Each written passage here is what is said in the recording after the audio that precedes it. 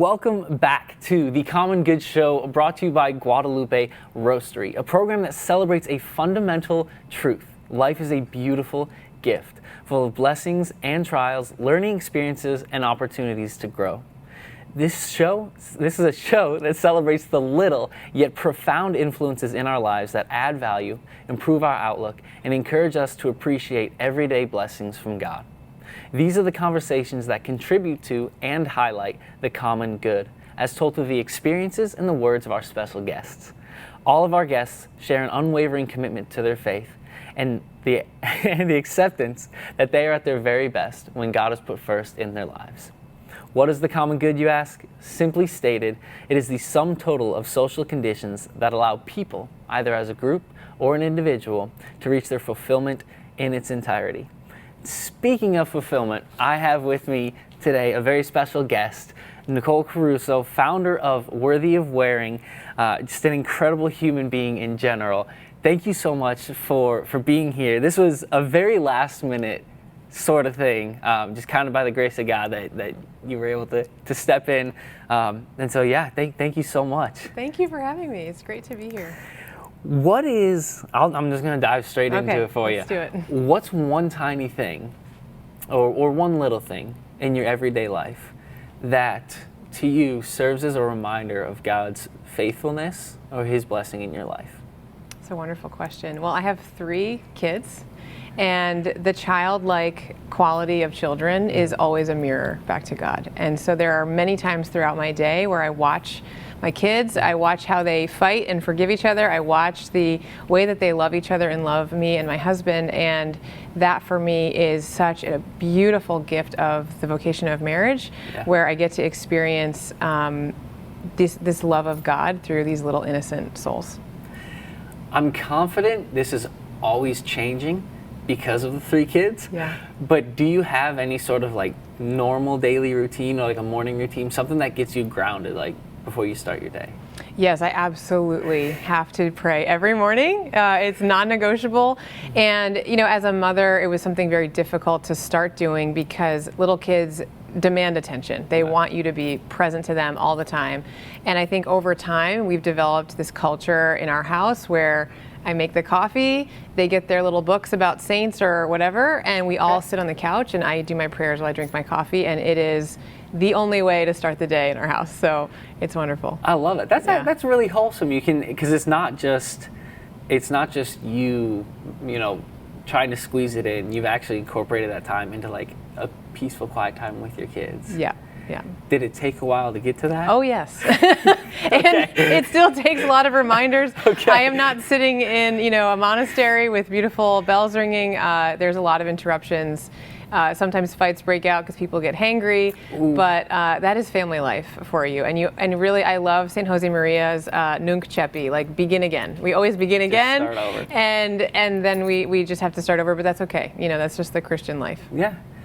Do you have, when they first wake up, do you have like kind of like they do the thing and you gather all together, do they kind of understand like, oh, we're gonna have this quiet time first before we do everything? And yeah, it's, you know, I think now my oldest is 7 and I have a 3-year-old and a 1-year-old, and I think the little ones watch their older sister and she's watching me, so it's kind of like how I act is informing, you know, what's going on next, and it really helps that we make it consistent even on the weekends. Oh, that's nice. Yeah. So mom's the ringleader, and then the other 3 just kind of like monkey see, monkey do. Yeah, exactly. So the oldest is 7, and her name is? Cecilia. Cool. And then the 2 younger ones? I have Louis is 3, and Giorgio is 1. That's awesome. Yeah. So, yeah, the 1-year-old would probably be difficult to keep that quiet. Yes, 2 boys, you know, in the morning, they're hungry, they're going through the fridge. It can get a little hairy, but we do it. What is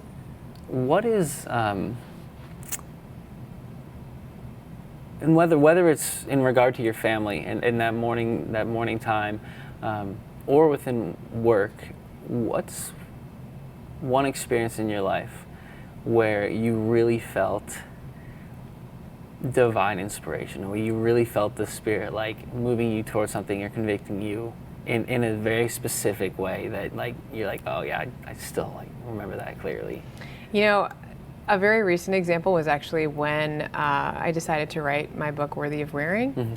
So it was actually Our Lady of Lourdes feast day, and I got this email from the team at Sophia Institute Press, and they said, Nicole, have you ever thought about writing a book? And I knew it was that feast day, and I love Our Lady of Lourdes, and I have wanted to write a book for a long time, and it just felt like, okay, this was back in 2020. So this is February of 2020, before we knew anything was ever going to go wrong. And so I said yes. And at the time I was pregnant with my son Giorgio. And so I said, I'm pregnant, I'm going to have a baby in a few months, but I still feel God is really telling me it's time. And I definitely second guessed that after many, many times. But what kept me going was that every, whether it was the outline being approved, whether it was the contract coming through, all these little things, they were all happening on other Marian feast days. And I was just like, there is just no confusion here, that Our Lady is like, keep following me. It's, just like the mother duck, right? Keep following me. It's going to be okay, even though there's a pandemic, even though you just had a child, even though at the time we were living in a 700 square foot apartment in DC. And so I just kept looking up at literally the ceiling, being like, Lord, how am I going to do this? How am I going to do this? And there were weeks that I didn't write a single word. And then there were nights where I would write a whole chapter in one night. And so I just felt the Holy Spirit just kept reminding me, trust me. Nice. I will provide the inspiration. I will provide the quiet. And even though I did type the book with one hand, mostly holding my infant, he provided in every way. And it's just been beautiful to see the response of the book. Knowing that it definitely was a labor of love, but that God really, really wanted me to keep going and to finish it. So, and I might have, you can correct me, because I might have misspoke when kind of during the introduction, but at least the way I understand it is it's more than just the book, because there's kind of like there's a bit of a little social movement behind it as well as. And do you have like a clothing company behind it or something like that? Okay. No. Do you want to build on the book as well as like everything that surrounds it? Sure. So really the book is the book I always wanted when I was a teenager and when I was coming into my faith. I reverted into my faith in ninth grade and had already been confirmed, but knew nothing about what it even meant to be confirmed. I think that happens with a lot of us sometimes. Yeah, so I always have loved style, art, design, film, you name it. If it's creative, it was always something I was just like, I have to have more. That beauty was always something that attracted me. And I went on to work in fashion and working as a professional makeup artist, and I also worked as a beauty editor. So it was always this part of my life that was very much steeped in the world. And then there was this life of faith that I loved Jesus, loved finding out more about being a Catholic. And I just felt like they were on polar opposite ends of the spectrum. And as I got dressed every morning, and as I, started to understand the dignity that comes with feeling, respected and presenting yourself in a way that's dignified, where that confidence comes from, I knew it wasn't coming from me. It was coming from this idea that I'm a child of God. He's created me. He's died for me. So I must be valuable. I must be worth something. And so that part of my life of style, beauty, all of this was kind of like this guiding post of, I got to see an insider's look at Fashion Week. I got to see an insider's look at working, in New York for different fashion houses and things like that. But I wanted people to have a resource where they could feel that they can connect this idea of, okay, what is personal style? What does it mean to be a daughter of God or a son of God with how I go out into the world, how I evangelize? So that's really what Worthy of Wearing is. It's meant for women, but I think the message can be universal in that when we accept that identity of being Christian and being made in God's image and likeness and have that confidence, we can then live out our mission, which with much more presence, with much more abandonment and freedom, and really do what it is that God is calling us to do. Yeah, so Worthy of Wearing really became a hashtag on Instagram because I started talking about it with women, and I'm like, I have all these clothes and I feel like I shouldn't wear them because today's just doesn't feel special enough. It just feels like an ordinary day. Like, what if it gets stained? What if I wear it and then a button pops off, Something. and then what am I going to do? Right. But what I was realizing was I was making an idol out of these clothes. They were too special for me, and they were taking up all this space. And so it was like, why do I have all these things, and why are they there? Yeah. You know. So in talking with other women, it was this phrase just came about, like, are we worthy of wearing them? Are they worthy of wearing? It just sort of like just came about in conversation. And then different women started to share their stories with it. And that was where I saw that it was so much bigger than just, you know, hey girls, like, what do we think? Should we wear our nice outfit today or just save it for, you know, Sunday Mass, whatever? Right. It was actually this recognition of, I have dignity, therefore I will dress myself in a way that not only dignifies my day, but the people that I'm serving. Yeah. And so that's really where it came from. And it's been just so humbling to see the response and to see women sort of take back this identity of what it means to be a Christian woman and really draw that confidence from the Holy Spirit. And I think that's incredible. Thank you for kind of diving into that a little bit more. When most people think fashion, they don't think of the church. Right, exactly. It's usually two very opposite things. And your passion for fashion and design and the aesthetic and everything like that, how, like you said, you kind of brought that into your faith life, because at one point you were like, oh, they're kind of two separate things, or you were living in a way that they were two separate things, but like they can be one, united, like totally together. And the way you said, where I'm a child of God and I'm worthy, therefore, and it's not like I'm gonna wear this so I can, cause especially with the younger generation today, and I do marketing, so I spend a lot of time consuming social media, not necessarily just scrolling through like normal people would, but I'm looking for certain things, trends and this and that, and especially with like younger generations. Clothing, like you said, becomes an idol. It becomes the source of feeling worthy. It becomes like, you know, oh, I've had a really bad day, so I got all dressed up to be like, yeah, I'm this person, I can do this and that.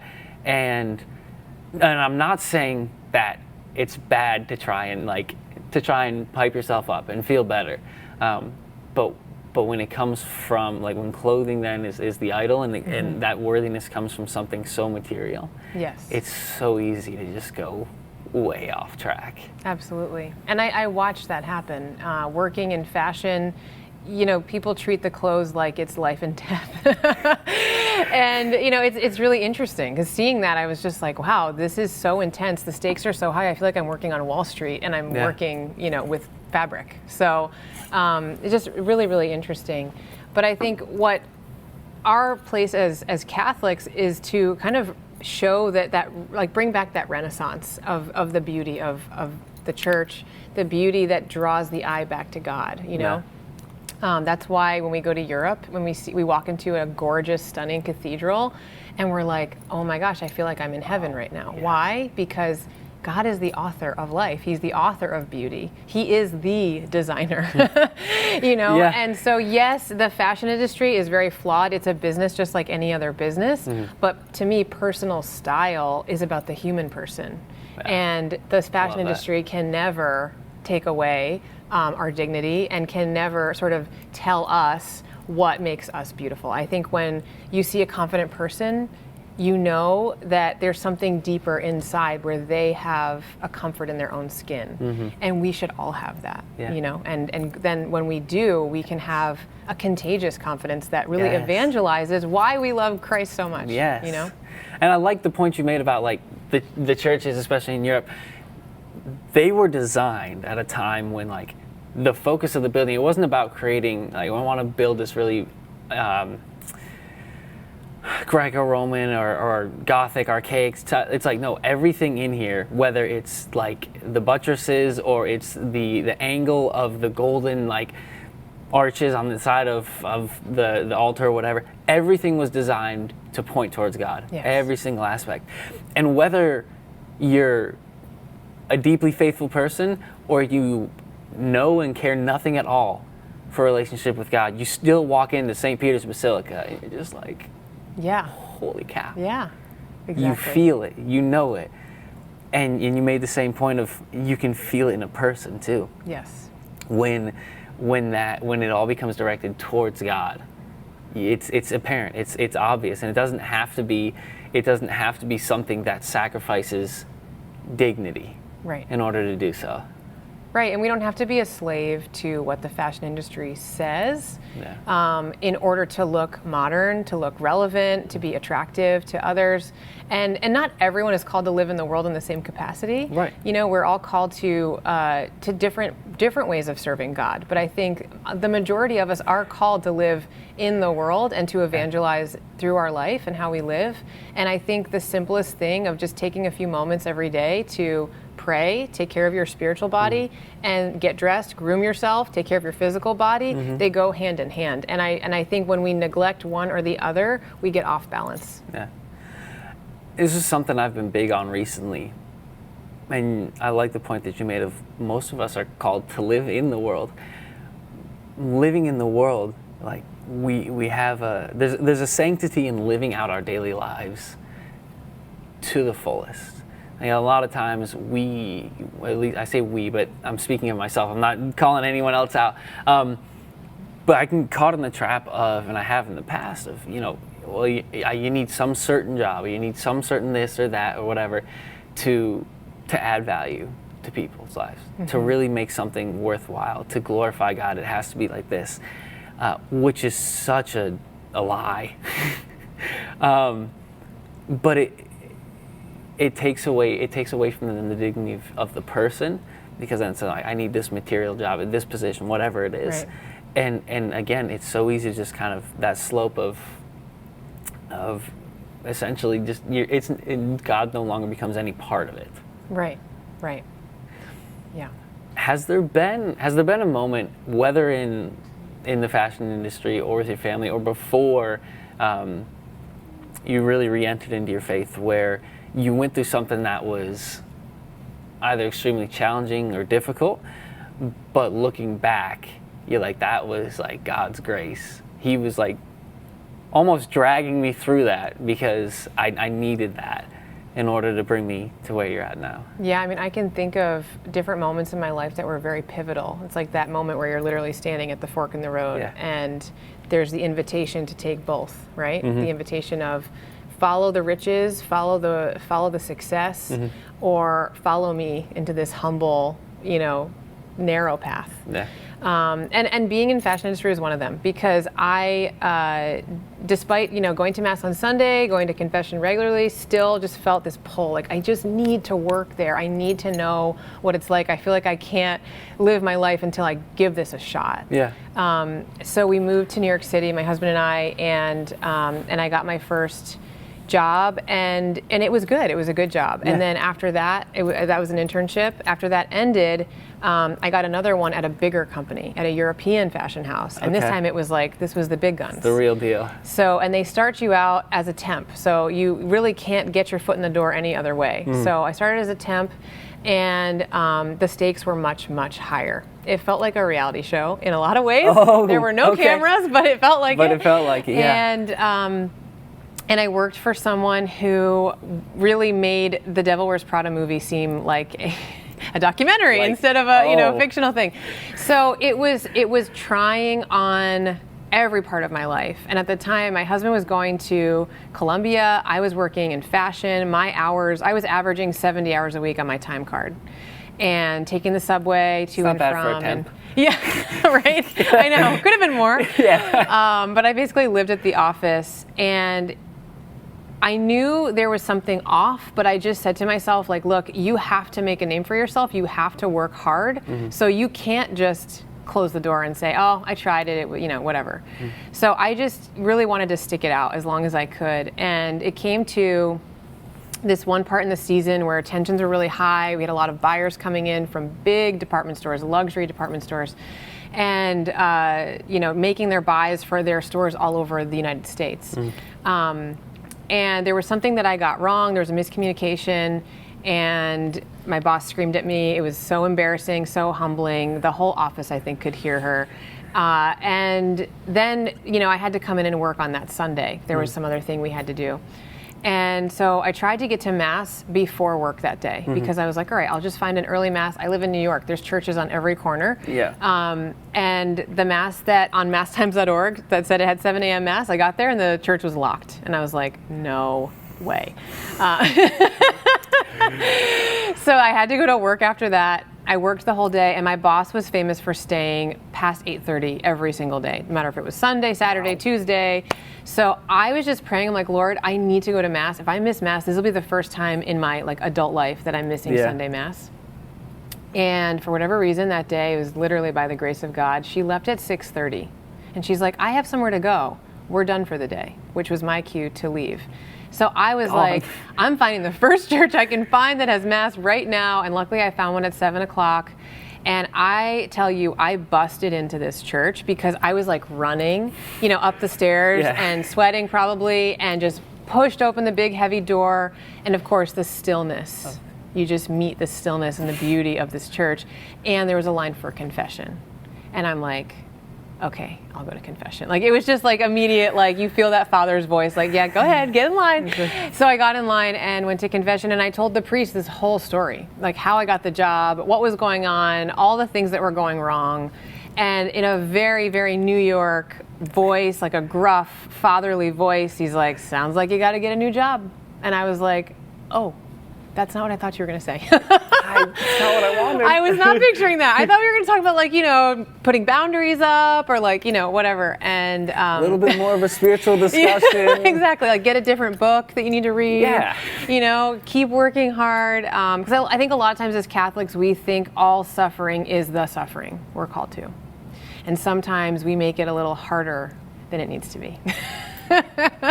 Feeling very convicted right now. Okay. But yes. So yes. I walked away when there was another job to extend on the table. It was literally all the voices were you are doing the most dumb thing you could possibly do. You're basically blacklisting yourself from working in this industry ever again because of the company that you're leaving.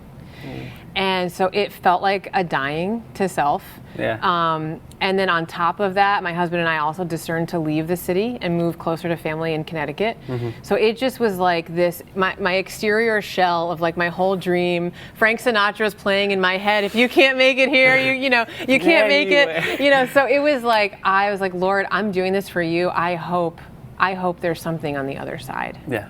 And of course, here I am now, having had 3 beautiful children, having this beautiful ministry where I get to talk to women about their self-worth in Christ, where I get to talk about my love of style, or I get to still do makeup with clients, things like that. And it's just okay, Lord, your plan was so much more beautiful. It's so much more fulfilling instead of this soul-sucking job and this swimming upstream. And I mean, I was scandalizing people having a wedding ring because at the time I was, I think in my earlier 20s, 23, 24, wearing a wedding ring, and they were like, is everything okay?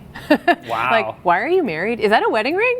Just so, they thought it was so weird. Are you Mormon? Literally, I would get people asking me these questions, and I'm like, no, I just met the man of my dreams, and we got married. I don't know why that's so weird. What's so wrong about this? This is what every love song is hoping for, and here I am, So it was just going completely countercultural and seeing where the Holy Spirit was don't worry, just trust me.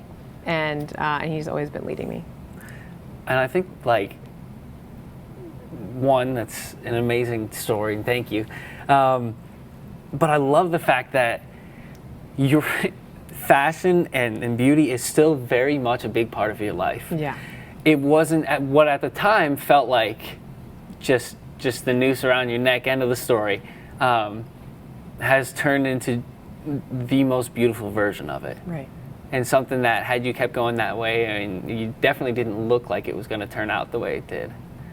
And I can, not in the same sense, because I never was probably at that height, but for about 4 or 5 years, I really pursued a musical career as a singer-songwriter. And, sacrificed time with family, friends, money, days, all sorts of stuff for it, and it was going well. It was a slow build, and I was doing everything right. And it was this one morning, and it was my biggest gig. It was weird because it was a morning, but it was the biggest gig I had very well paying. Like from trying to make it in the music world standards, that was like foot on the doorstep. That was like one step away from it. And it was really great. And the day went great too. But as I was packing up, I don't like it's honestly the way I described it to my dad. I was like God just hit me over the head with a 2x4 because as I was packing,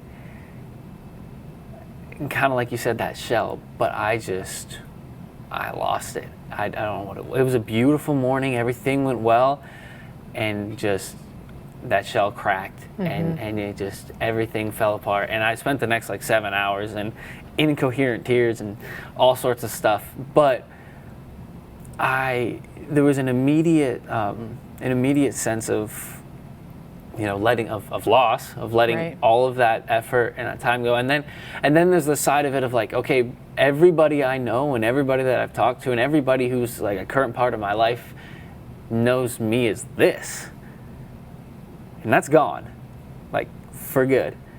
And so there's that feeling of kind of like identity when it comes back to who are you, and I really like I didn't know, I had no idea what was coming next. But then there was this feeling of like I'll always remember it. I was again crying, but driving the van with all the gear back to my house. And I just felt a hand on my shoulder. There was nobody there. It was just me in the van. But I felt like a physical hand on my shoulder as I was just a mess. And music had always been a massive part of my life. It was always something I was passionate about. I think God has a sense of humor because I used to steal the hymnals from churches. We moved around a lot. We went to different churches. So stealing's bad. Stealing from the church is even worse. But I loved the music so much and the songs that I would take hymnals home so I could sing all the songs. And my dad used to, I'm calling myself out here, but I used to go to the bathroom and then not actually go to the bathroom. I'd just sit in there for like 2 or 3 hours just like singing. And my dad would come be like, come out of the bathroom, like, come on. And so like I had at a certain point decided that music was my identity. And if I wanted to have that impact and if I wanted to make something of myself, like it had to be music. And then it built into like, okay, well, I've got to be making this much, I've got to be doing this, and if I have to be doing that, then I have to have this. So like it just kept building on top of itself. And then that one morning it just kind of all fell away to the point where like now, and this was only like a year and a half ago, so it's not like been that long, but music has, what was always something, you know, beautiful in my life, lost that life-giving aspect of it. It wasn't fulfilling or anything. And yesterday and today were just every day has been a beautiful growth of how music is still a really good thing. But in particular, like yesterday and today have just been this, music is still a very big part of my life. Yeah. But in such a better way, and in a way where, and this is something that like, until the day I die, and then even afterwards, I think I'll still think about. But I sat down with 2 kids from my youth group, and the one kid was just, basically what he said was, Dan, like, you're everything. You're everything I want to be. Like, you're always so happy, and you love music this way, and it's this. I can see it in you, and it's so. And I'm sitting there, feeling like, wow, I don't deserve that praise whatsoever. Because if you knew what it was like, but that sense of like how God takes something that you're so passionate about, and when you're going one way with it, and then He just goes, nope. You're going to be freaked out because you got to let all of it go, and it's going to go like that. But I'll bring it back. It's like the clench, you know, when you're clenching something so tight and you're asking God to like answer all of your will, like all of your desires, instead of saying, you know, open the clench. Here's, you know, here, this is for you. You gave this gift to me. You gave this mission to me. How do you want me to use it? It just totally changes the mindset. I just finished The Great Divorce by C.S. Lewis. Oh, okay. And there's that line in there, and he says, at the end of time, there will be only 2 people. Those that say, you know, God, my will be done, or thy will be done. Yeah. And it's just like, It's a hard lesson, and I think it's a blessing when it happens earlier in your life than later, you know, because then you have, number one, you have the opportunity to share it with more people, share your testimony, and really make that tangible change of like, okay, Lord, you gave me this life. We know life is short, like memento mori, right? So I'm going to do the very best I can to live this out because I don't know. I don't know what the next day brings. And praise the Lord for priests, because yes. for you, it was in the confessional, and genuinely, I never go to, at least like where I'm living now, I'd never go to the Sunday night mass just because I love getting up early, and I love early Sundays because the world is dead. It's so quiet. It's a beautiful. If you turn on like any of the Christian radio channels, like it's all like super happy on Sunday. So on my way to mass, it's just I love Sunday mornings. Anyways, this morning it didn't happen, and so I went to the Sunday night mass, and it was actually it's February 2nd, so 2/2/20 was when it happened. Okay. Was the whole breakdown, but after that, there was the following Sunday. I was at that Sunday night mass. And there was a visiting priest there from Nigeria, and I'm going to say it wrong, so forgive me. But it was Father Emmanuel something, and he was giving a beautiful message, and then he invited people to talk to him. He's like, "Hey, if you want, I'll stay in the church as long as you want, just to talk to people." Wow. And I left because I was like, I got stuff to do. I'll go. And so I went to dinner with my family, this and that, and it was probably like 9:30, 10 o'clock when I just felt this like, I need to go back, see if he's still there. And so I went back to the church, and he was still there. And Mass was at 5:30 or 5 or 7. It was late. And he was still there talking to people. There was only one other person. Wow. So I sat down and waited, and I finally got to talk to him right around like 10:30 or so, and we talked pretty much till the little lady who takes care of the sacristy and everything was like, "Y'all need to go," which is like midnight. But we talked, and in the conversation, he told me, he's like, "Can I just pause?" He hadn't said a word up to this point. Because I sat down with him, and he's like, "You need to tell me something. What do you need to tell me?" So I just like dumped everything, and there was relationship stuff, like it was all. And he like about 45 minutes into it, he pauses and he goes, can I stop you for a minute? I was like, yeah. I was like, of course. Like, what are you gonna say? I was hoping for like that answer, that key. And he goes, it seems to me that God had to tear away the two most important things in your life so that he could put himself back and reintroduce those things the way he intended. Wow. And I was just like, oh my gosh. Yep. Wow. Yeah. How beautiful. It was really, really powerful. It wasn't what I expected. Yeah. But what a grace. Yeah. I mean, for him to speak through this priest to let you know that he needs you first. Yeah. I was like, and I needed that. I definitely needed that. Wow. With your family and with fashion, with your work, and now with like the speaking and whatnot, I know it might be difficult because it's all very important and a very big part of your life, but what's something that you're most proud of in the work you do? I think when I think of a few things. There were moments when I was working as a makeup artist, and really for me, just to explain a little bit for those of you who are maybe unfamiliar, there's all different ways to do makeup, right? There's like theatrical makeup, there's editorial makeup, there's makeup for the everyday, and that's where I like to live. I like to live in the everyday space. I really love to use makeup as a way to enhance the beauty that is already there, and remind women that they are already beautiful. Mm-hmm. But it really just does, it's fun, it adds a sense of polish, it's creative, and it's very feminine. I think there's something very feminine and fun for women with makeup. But I think when there was one woman in particular who I really remember where she had said, like, I really don't take care of myself. I've been running after my family for years. I worked really hard. And I just need to do one thing for myself. And so that's why I'm here. And so I was like, okay, totally blank canvas. Like she had no expectations. And so I just sat with her and we talked. And what I love about being a makeup artist is that it's always about the matters of the heart. You know, it's never just about the lipstick. It's never just about the skincare. There's something deeper going on. And so she was one that was like, well, my mom said I can't wear this shade, and my sister said I shouldn't do this. And so you start to understand there's these insecurities, there's wounds, here. Right. And so I was able to, work with her for 30 or 40 minutes. I did her makeup. She looked in the mirror and she immediately choked up, and I immediately choked up, because it was this moment where she recognized her beauty and her dignity for the first time.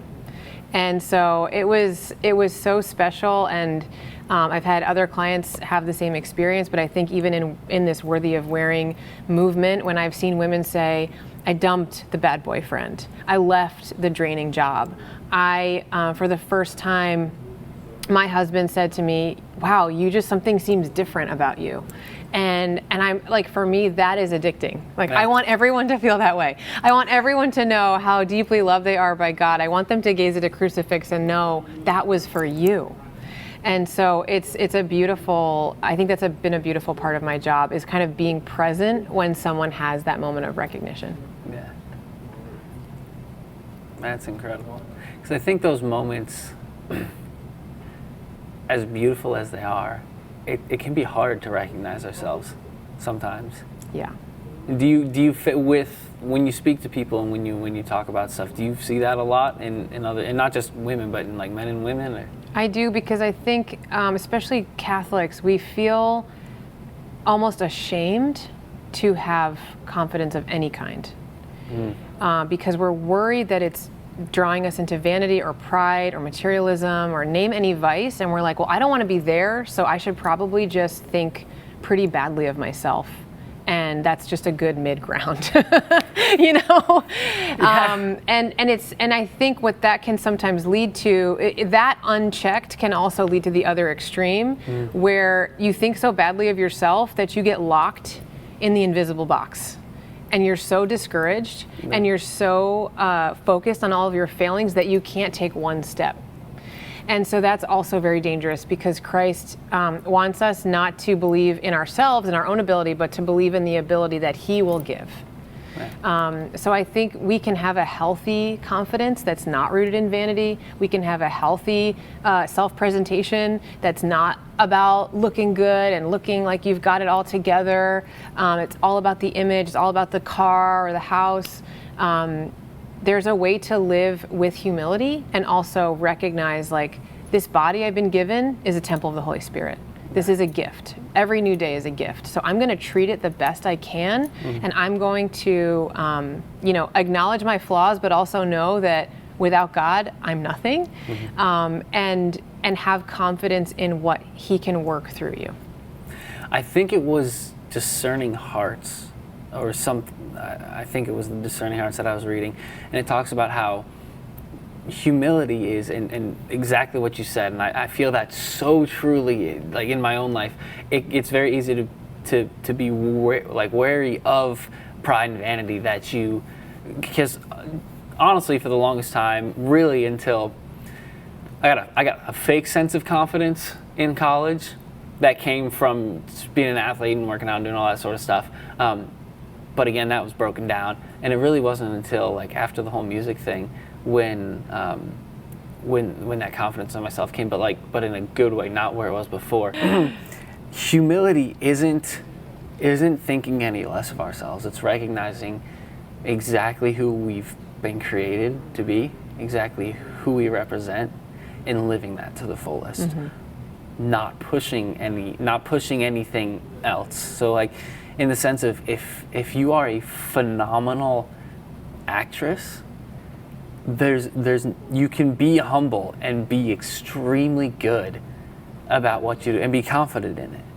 If you're a really good soccer player, same thing. If you know fashion like the back of your hand, you can share that with people, and you can live in that world without having to check yourself like, oh, this is bad because it's not humbling or anything like that.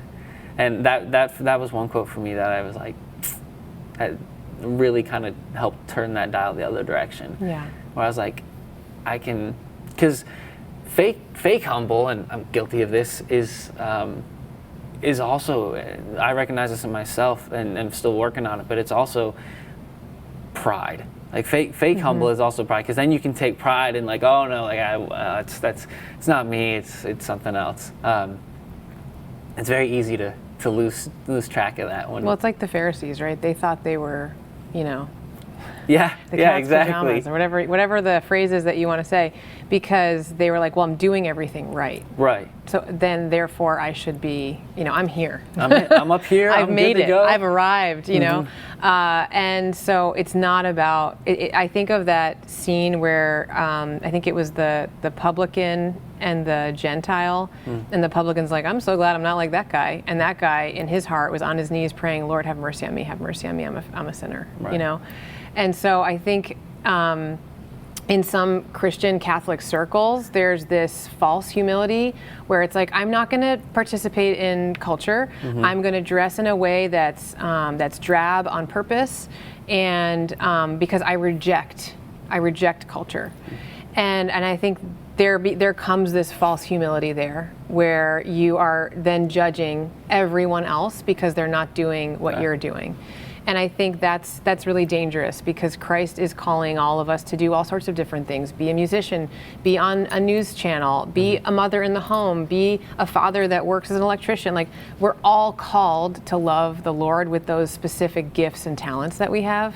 And when we start to kind of shake the finger and say, well, you're not doing it like me, that's really dangerous. Because even to think about the different devotions we have within the faith. Yeah. There are women I know who veil at Mass, and that is a devotion that like feeds their soul, and it's beautiful. And I know other people who have a devotion to the Divine Mercy, or a devotion to a specific saint. And it's like, if there was someone going around saying, oh, you don't have a devotion to Divine Mercy? Oh, too bad for you, Dan. Like, I don't think you're as good of a Catholic as you thought. That's not what Christ is calling us to. So I think we have to really stop shaking the finger, and focus on, what am I doing to serve God every day? How am I living out that mission He has? Well, and it's like you have specific gifts and talents and skills that if you start to reject, like you take that path of rejecting society, then you don't get to use those to the fullness of what like God created them within you for. And we start to miss out on, like, again, kind of bringing it full circle to what you said, you're chasing it this way, but God's brought fashion and beauty into your life in a whole new, more vibrant way. Like, you don't get to that point, which is sad. And lots of people get to miss out on experiencing Christ, through you. I wrote a whole chapter in my book called First Impressions and Evangelization, because there were many times that even while I was working in fashion, I might connect with someone, because women love to connect by saying, oh my gosh, I love your shoes, and like through shoes that, too. I mean, I know. My dad does. My dad's a kind of a clothes horse. But, finding that human thing to connect on, and then building a relationship and creating trust, and then being able to share, your why, your love of Christ. That's very powerful. Yeah. So we're coming up close to our time, but I have one more question, just because I think with and actually, where can people buy your book? So sophiainstitute.com/wow, or Amazon. Okay, awesome. And it's just Worthy of Wearing? Worthy of Wearing. Beautiful. Yep. What is something, two or three things that characteristics of moving away from idolizing, whether it's clothing or something in our life, to moving towards that, really putting God at the center of it, and exploring the fullness of your gifts and the things you're passionate about as it's directed towards God? I think it's kind of those moments where you really need to bring discernment into your life in a deeper way. Even having a spiritual director kind of peek over your shoulder and sort of help you in that regard. But I think sometimes when we feel those voices of shame, those voices of fear, those things we're kind of like grasping at, right? That stuff we're trying to clench. I think when we kind of figure out, well, what am I clenching? Like, what is that thing I feel like I can't let go? Yeah. That might be an invitation to let it go, or not even to let it go, but just to offer it to the foot of the cross and say, Lord, I'm going to put that there, You tell me what to do with it. I don't know anymore, so just have it. And that childlike trust, like I look at my little kids and they fully expect me to take care of them in every single way. And I think what we often do is fall into self-reliance, and we don't treat God in the way that my little kids treat me, where we're like, yeah, he's got this. Yeah, it's good. Like I'm worried about it. I'm gonna know that grace is gonna come, and that goal that I have, if it's God's will, it'll come to fruition. I think we just need to like let it go a little bit. It doesn't mean not to act. I think sometimes people confuse that. It doesn't mean not to pursue excellence and get up early and do all your things. But it does mean to have a little bit of detachment from the outcome and know that whatever the outcome is, Christ wants that, and he will literally be right at your side as you walk through it. That's beautiful. And it's encouraging too, because regardless of what you're in, regardless of what you're doing, like you said, like we fall on self-reliance. And then when it doesn't go the way that we were planning or expecting, it's easy to just be like, but as long as I don't know how to quite put it into words, but that feeling when everything looks the exact opposite, but you just have this confidence, not because you control the outcome or I know what's going to happen, but I'm just like, hey, whatever happens, I know I'm going to get there. Totally. And God's got it covered. Yes, absolutely. I just experienced that in our move actually down here. I was clenching my little house in Virginia, thinking I was going to be there for a long time, and this opportunity came, and all the signs were like, go to Florida. And now that we're here, I'm like, okay, I get it. I know why you brought us here, So praise God. Well, Nicole, I'm certainly happy you're here. Thank you. I'm certainly happy that we had this time for conversation. Me too. That you joined me. Thank you so much. It's been wonderful. It's so good to meet you. You as well. Yeah.